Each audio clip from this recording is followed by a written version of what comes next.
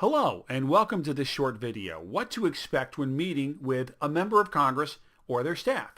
This program is part of the Congressional Management Foundation's Partnership for a More Perfect Union.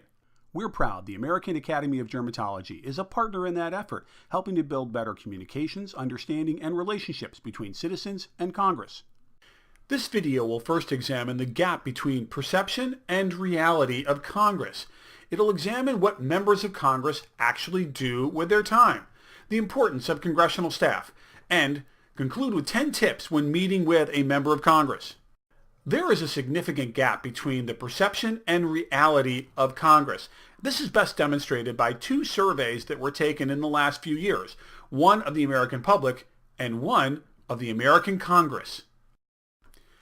In 2013, in a public opinion survey, citizens were asked the following: does your representative in Congress care what you think?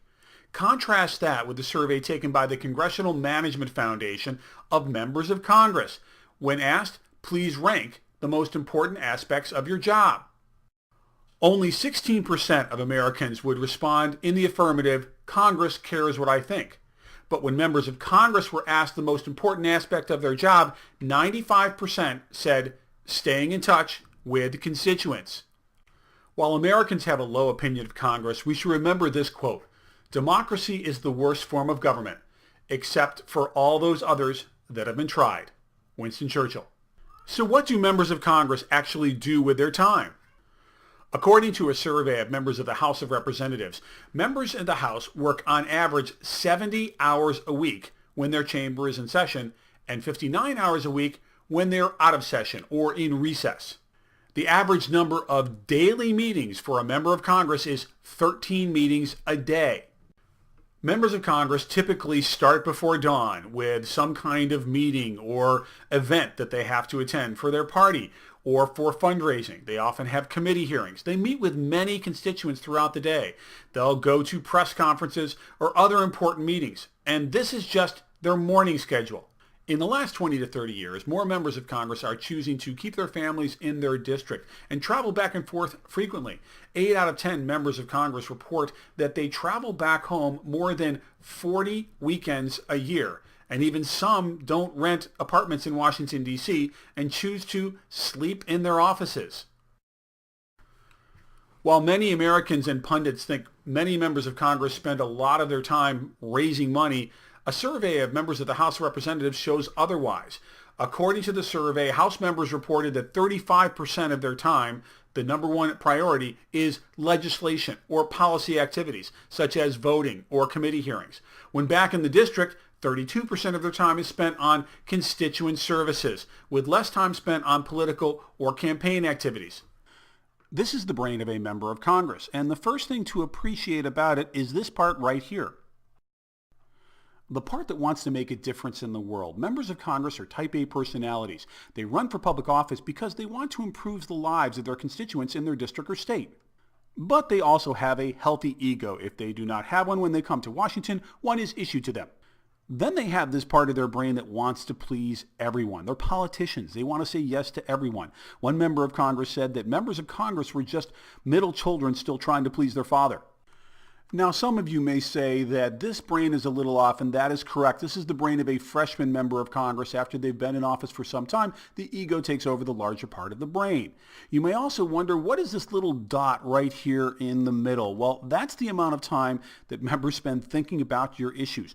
Members have dozens and dozens of meetings and hearings each week when they're in Washington, and that's why it's important for citizen advocates to differentiate their message so that it actually sticks inside the brain of a member of Congress. Now let's look at the importance of congressional staff. The average number of staff members in a House office is 15 staff members. In the Senate, the average is 35, but some of the more populous states can have up to 75 staff members. The other thing that can be unnerving to a first-time visitor to Washington, D.C. is the youthfulness of congressional staff. The average age of a House legislative assistant is 27 years old. But keep in mind, Congress is the NFL of legislatures, and members of Congress get to hire the best and brightest. A freshman member of Congress with only 16 job openings can get over 1,000 resumes. The various titles you may encounter are Chief of Staff or Scheduler or Staff Assistant. But if you don't get to meet with your member of Congress, it's likely that you'll meet with a legislative director or legislative assistant.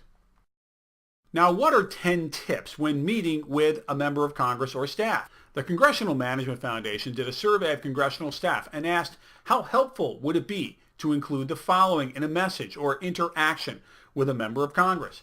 48% said a personal story related to the bill or issue.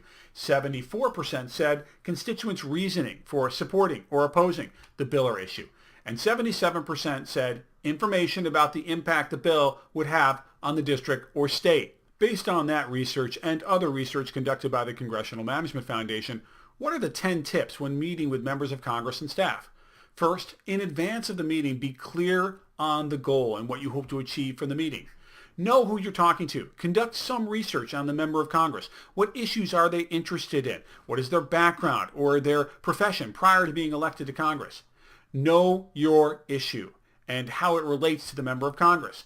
Connect the issue to the member's district or state in some tangible way. Keep it short. Most meetings with members of Congress in Washington last 15 minutes or less. So after a little small talk, try to deliver the message in the first 5 minutes and never go off message. That will destroy your credibility with the member of Congress or the staff member. The less paper, the better. It's better to send information via email or deliver electronically. Don't diss the help or the staff member involved or go over their head to a senior staff member. And follow up immediately within a few days. If the member of Congress or staffer doesn't give you a firm answer to an issue, it's okay to send a follow-up email 1 to 2 weeks after the meeting. And remember, your participation in the public policy process is important. Said another way, politics is too important to be left to the politicians. Thank you for watching this video. If you'd like more information on the Congressional Management Foundation's Partnership for a More Perfect Union, please visit our website at congressfoundation.org.